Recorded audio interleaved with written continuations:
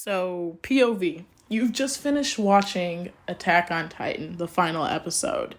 You've heard that the manga ending was controversial, but you watched the anime and maybe it didn't seem so bad. So, before you decide if the ending was good or bad, this isn't me saying if you liked it or not. You can still like it and admit it's bad, right? Before deciding if the ending was good or bad, see if you can answer any of these questions. What did Eren show Grisha to convince him to give him the Attack Titan?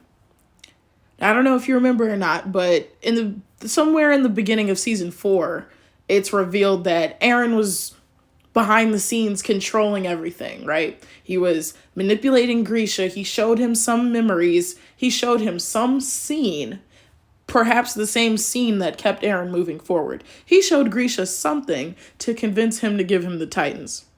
What was it? Did the ending tell you what that was? Did anything anywhere tell you what that was? I would say no. That leads us to the next question. How is Eren's head all messed up when it came to viewing / experiencing the past, present, and future, yet he expertly shows Grisha something to convince him to give him the Titans? When did the memories get mixed up and how did it happen? So we can't in one vein say that Eren was confused and lost within the memories. He made a mess of the memories. He was confused. He didn't know what was going on. And then in the same breath say that, oh yeah, like the reason Eren has the Titans he has now is because he somehow convinced his father to give them to him, right? Remember Eren, stand-up father, that scene, iconic, right? Remember Zeke? There are still things that Eren didn't show you. He must not have shown you things. Like, come on, Grisha. Remember all of that? He even somehow, omitted the fact that Carla would be killed. Eren saw that with his own eyes.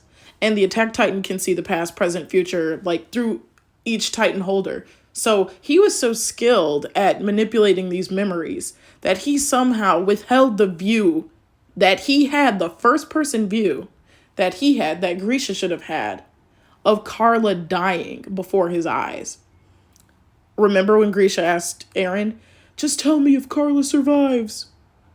So was he confused? Was there a mess of memories? Or was he this big mastermind telling Grisha what to do to kill the Reese family because of that scenery that he saw?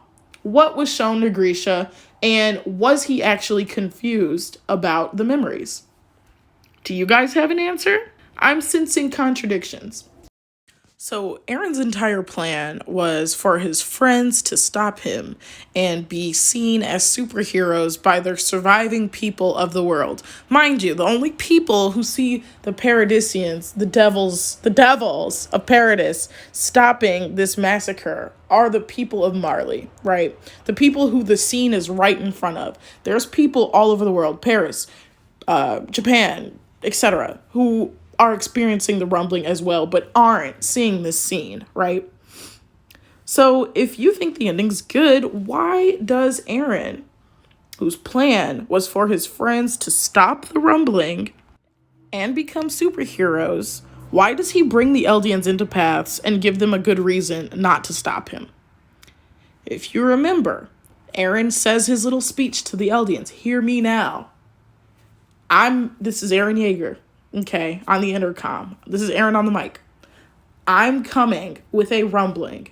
I'm killing everyone. My objective, to save my people. Without the rumbling, you will all perish. That is why I'm doing the rumbling now. He says the rest of the world wants to wipe you guys out. So this is a countermeasure. Kill or be killed, I'm killing them so they cannot kill you. That is such sound logic. That is so sound. I don't want to die. Yeah, kill them before they can kill me. Do it. Why does he tell them this if this isn't the truth? If he's not right, even in that speech he says, I refuse to leave Paradis's future up to fate. So he's lying, in other words. Why is he lying? Why is he giving them the best reason in the world to not come after him? Without this speech, there is no descent. right? There's no dissent amongst the alliance members, right? Armin, Annie, John, Connie, they just think Eren has lost his mind. And so it would have made more sense for him to lean into the, I've gone crazy. I have a hunger for blood. Then they would have stopped him more readily. But instead, he gives them a perfect fucking reason, which is very in line with his character that's been established up until this point, to not stop him. I am doing the rumbling to preserve your life. I'm doing the rumbling to preserve the life of the people of Paradis. Period. Very in line with his character. Very in line with what he said to Ramsay. I can't accept that. There is more. Well, he didn't say this to Ramsay, but he said it in his inner monologue in that same chapter / episode. There's more people in the world than there are in Paradis. So, if it's a numbers game, we should just die because it would be less people dying. But I can't accept that. That's what Eren says. And that's what propels him to do the rumbling. So everything he says to the Eldians in Paths when he brings them all down there is in line with his character. Yet, no, just kidding, rug pulled under your feet. He was lying. The entire time, he just wanted to make his select few friends super duper heroes. But, oops, another thing, he didn't even know if they would survive. But I'm getting ahead of myself. So, another contradiction right there. Let's have a quick intermission. I'm not saying any of these things to take away your enjoyment. If you liked the ending, it's okay to say, I liked the ending. The animation was beautiful. Like, I say that 10 toes down. The animation was absolutely gorgeous. I could feel the ice cold water through the screen. It was so gorgeous, right?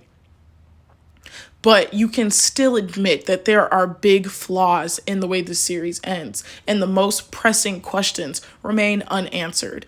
That is all I want you to get from this video. It is not a masterpiece. It is not the greatest of all time. Maybe it had the greatest hype of all time. You can say that, but it is not the greatest of all time. It is not the best writing of all time. There are major flaws within this story with how it ends. The next question is, how did Mikasa forget about the cabin memory? She's an Ackerman. She says, you remember now too, Armin, when Eren came to visit us? Which means it is a memory. Explain it. Explain it. How did she forget? An Ackerman is supposed to be immune to memory manipulation, memory loss, etc. How did she forget? But that's a small, teeny tiny little nitpick I have. Who cares? I don't even really care about that. But it is a plot hole nonetheless. Now, explain why and how there's a bird wrapping her scarf around her. Symbolism is not an excuse for stuff that doesn't make sense. Is this bird Eren? If this bird is Eren, how is it Eren? If this bird is not Eren, why is it tying the scarf around her neck? Birds don't do that. Animals don't act like that. We do not see any animals behaving in weird, uncharacteristic ways unless they're some sort of titan or shifter or something like that. So explain what's happening here. Is the bird Eren? If yes, how is that possible? If no, why is it wrapping the scarf around her neck? It was not established in the story that this was possible. That a person could live through an animal, through their favorite animal. That was not established at all. What was established is, via the Beast Titan, somebody could turn into their favorite animal or animal of choice or animal that speaks to, some facet of their personality. I don't know. That was established, but how does that work for Eren becoming a bird? It doesn't. So this is another little nitpick because I feel like this was done completely for shock value, and nothing will ever change my opinion on that.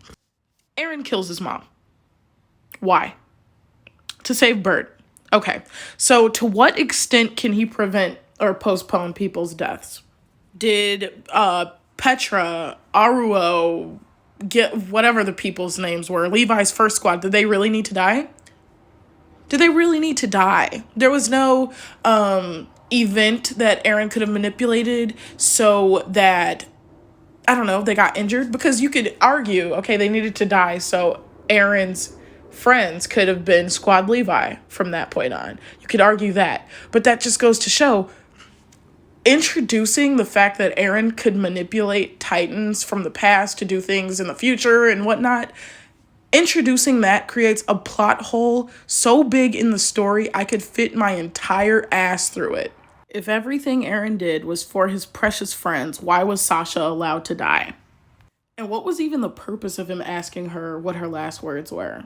Okay, we could say, oh, okay, this was so he could make sure that this is what he saw in the future and that everything is coming true. Sure, I'll give you that one. This still doesn't answer why she was allowed to die. If he can manipulate Titans to do X, Y, and Z from the future and the past or whatever, not very clear how that works, but if he could do all of that, then just as he got his mom killed to save a precious friend, he could have had that same energy for Sasha, manipulated some events, a Titan or something, and saved Sasha. Only, maybe it wasn't about his precious friends to begin with. What was his motive to anything? This story falls apart. Everything is contradicting itself. It just falls apart. Eren as a character does not work with the way this story ends. I won't harp on this for too long because if you're an anime only, you long forgot that this even happened. It's been 10 years since you saw this scene. But what changed Eren's mind about humanity rising together to fend off a big threat never working? There is a scene in season 1 where Eren is on top of the walls walking with Pixis when he, right after Pixis saves his life from the big cannon. And Pixis says there's this rumor, there's this legend that humanity banded together against this great threat. What do you think about that, Eren? And Eren was like, sounds too rosy. I don't think that would ever work. So something changed his mind, and we don't exactly see what. It would make sense if in the series we saw, if in the series Eren specifically saw maybe that scene between Kaya, Gabby, and the Browses, right? If Eren, maybe if he had seen the Browses refusing to kill Gabby, you could argue, okay, maybe that inspired him that, the world had a chance to stop fighting each other. Okay, maybe my thoughts were wrong. And he would have to confront that on screen in front of us. Otherwise, it's jarring that he just flipped a switch. Oh, you know what? Maybe it isn't kill or be killed. Maybe we can learn to love each other. But no, Eren sees nothing like that. He sees nothing. In fact, he sees the very opposite. He sees that humanity will turn on itself, for no freaking reason. He sees the Land Eldians are like, hey, the Eldians from Marley are like, of course we're Eldians, but we're only Eldians because of interbreeding, and whatever. It's the devils of Paradis that deserve to die. Please treat us better, Marley. There's always a scapegoat, and it's always Paradis. That is what Eren saw. And then he walked out of the meeting. And that was the day he walked away from his friends. But, come on now. What was he supposed to do? What changed his mind? What changed his mind? We had to see that. It is good writing to show us the exact moment where Eren changed his mind. Okay, maybe it isn't kill or be killed. Maybe we can coexist. What was that moment for him in the series?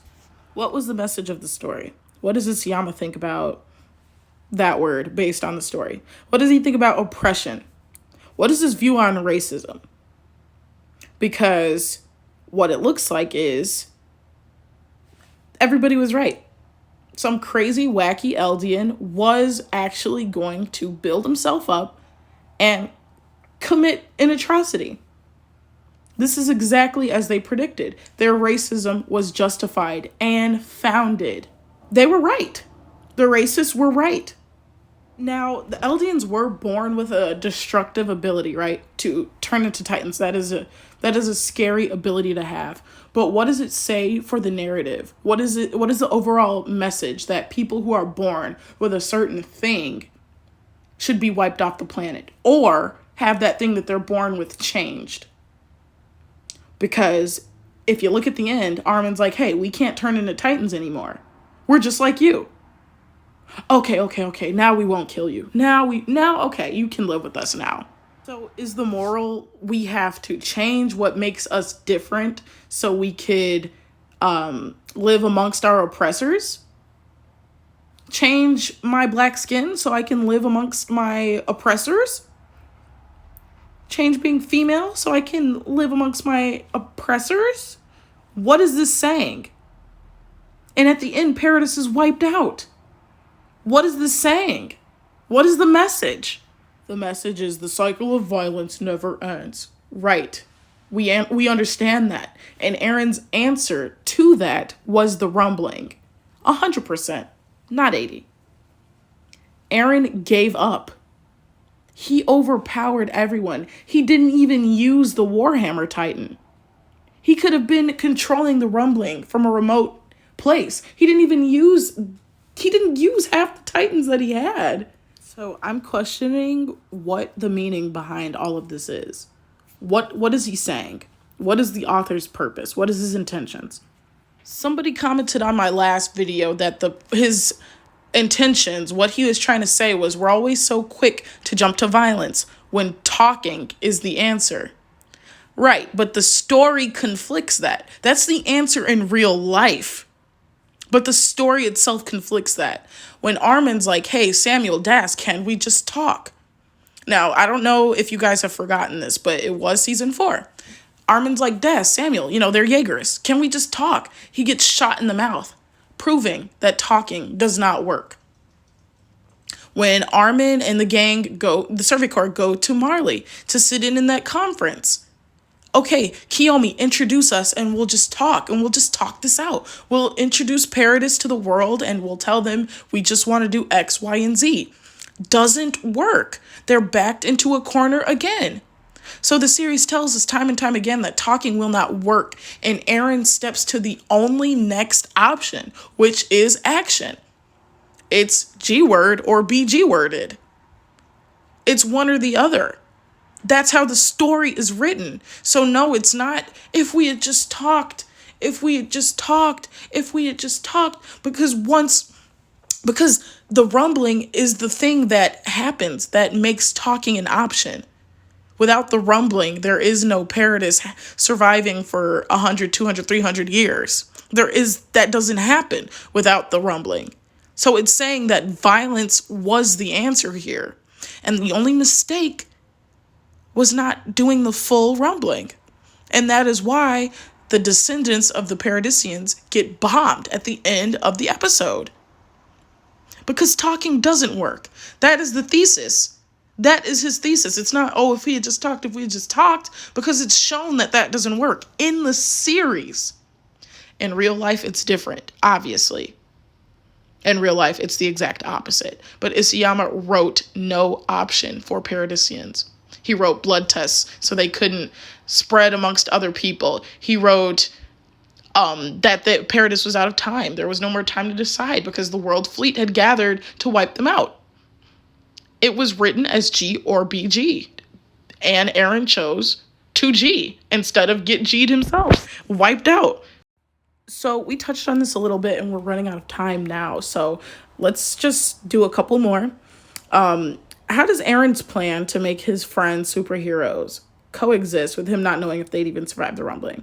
Eren admits that he did not know if his friends would even survive the rumbling. Now, I have not seen the subbed episode, so I don't know if they took this line out of it, but this is what happened in the manga. He said that he got his friends wrapped up in the rumbling without even knowing if they'd survive it. So then how does that coexist with him saying that it was his plan to do some big Lelouch thing where he gets the whole world against him, so his friends stop him and they look like heroes? How does that even coexist? How does that even work? That doesn't make any sense. Another contradiction. Why does Eren tell Historia his plan, knowing she could potentially rat him out to the Survey Corps, Levi, etc.? What was his motive? Her getting pregnant was her own idea. So the answer is not, quote, to save Zeke, even though that's what ended up happening, right? Even though that was the result of her getting pregnant. Also, he told her that they could either run or fight. the military police, because they were rushing to feed Zeke to Historia so they could control some sort of whatever, right? Some sort of Cold War type of thing. If you guys, whatever, then we're going to blow you up, basically. A Cold War threat sort of thing. But that would continue the practice of handing down Titans, children to child to child to child, which is the Reese family legacy already, right? First of all, if you think Historia had a good character conclusion, you're absolutely out of your mind. That alone is a good enough reason to not like the ending, right? Historia's character arc was wasted and she regressed as a character. Anyways, what was his motive in telling Historia that? Because the manga readers, the smart ones, some of the manga readers, a very highly IQ'd section of them thought this was going to result in Eren and Historia having a baby, or like together, and doing things to save the people of Paradis. The Historia was self-proclaimed the enemy of humanity, and Eren was the devil. It just made sense. It wrote itself. But anyways, there is no payoff to him telling her about this. There is no payoff whatsoever to him telling her about the plan. She's the only one besides Flock and the Jaegerists that he tells about this plan. Very, very early on. He doesn't even tell Mikasa, the love of his life. What was the what was the point? Why not just say, hey, we're going to do a Lelouch thing? What was the problem? What was the point of saying, hey, we're going to do a Lelouch thing? Why couldn't he just say that? We're going to do a Lelouch. He could have told Armin and Mikasa that. It would have freaking worked. We're going to do a Lelouch. Boom. That would have saved everybody so much stress. Why? That's another question. Why didn't he just tell the truth? There's no answer for that. The only answer is that things were retconned. That's the only answer. Because Eren in the beginning of the series and Eren up until 3/4 till the end was one character. And this Eren that we got in the last episode is a completely different character. Did you know Eren to ever give up? To stop at 80%? Did you ever know his character to do something like that? And so we needed to see where his mind changed. That, oh shit, the world can coexist. Paradis can coexist with the world. Oh my God, I was wrong. I was so wrong. We never see that. That never happens. It's poor writing. So this is just a little, thing to think about. If they chose to run or fight, then how would the rumbling plan had gone? Also, why was their conversation fragmented and never expanded? But let's go back. If they ran or fight, then what? What happens to the rumbling? What happens to the superhero plan? Where does all of that go? Why does he tell Historia we're going to run or we're going to fight? Those are our only options. And she's like, you know what? No, I have a third idea. I'll have a baby. But what if she couldn't come up with a different idea? What if it was run or fight and they ran off? Then what? Then what?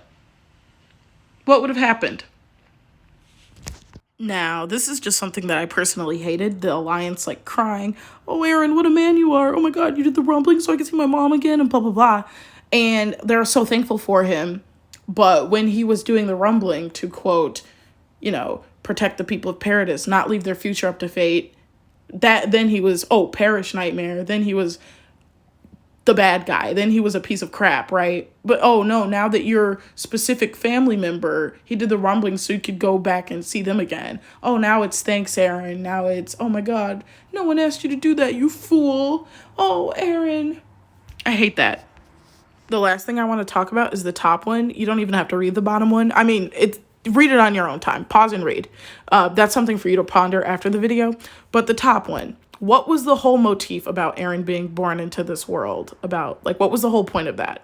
I'll tell you what I thought it was about. I'll tell you what the context of the story said it was about until the last episode. I was born into this world. I have to do this because I was born into this world. I have to fight for my life because I was born into this world. I have to try and survive because I was born into this world. I don't deserve to die because I was born into this world. I am special because I was born, period. When everyone else around the Paradisians, when everyone else around Eren were trying to kill them because who they were born as. That's what that phrase meant to me. And now it's absolutely meaningless. It means nothing. because the racists were right. Some weird freak got up and committed a G for no reason. He doesn't even know why. Oh, you'd have to ask Ymir. I don't know. Ask Ymir. Only Ymir knows. Absolutely asinine. Terrible. Terrible, terrible ending. I'll reiterate that if you liked it, then that's good for you. Just, you can't sit here and say this is the best in cinema, this is the best show ever, this is the best payoff, best anything. It's not the best anything. It's not. The whole I was born into this world thing is kaput now. It doesn't matter. It doesn't mean anything. It's, I don't know now. Oh, he was doing the rumbling because he was born into this world, which means he just has a right to live because he was born. He has a right to live because he was born. That's why he's doing the rumbling, to preserve his life and his people's lives who were denied the right to live just because they were born. So he's reclaiming that. Nope. Means nothing now. Means absolutely nothing now. Anyways, that is it. Come back tomorrow for another video. We're making videos all week for Attack on Titan. We're not stopping, right? We're just going to keep it going. We're going to let the people know that this is not a good ending. It's not. It's not. And you should feel cheated.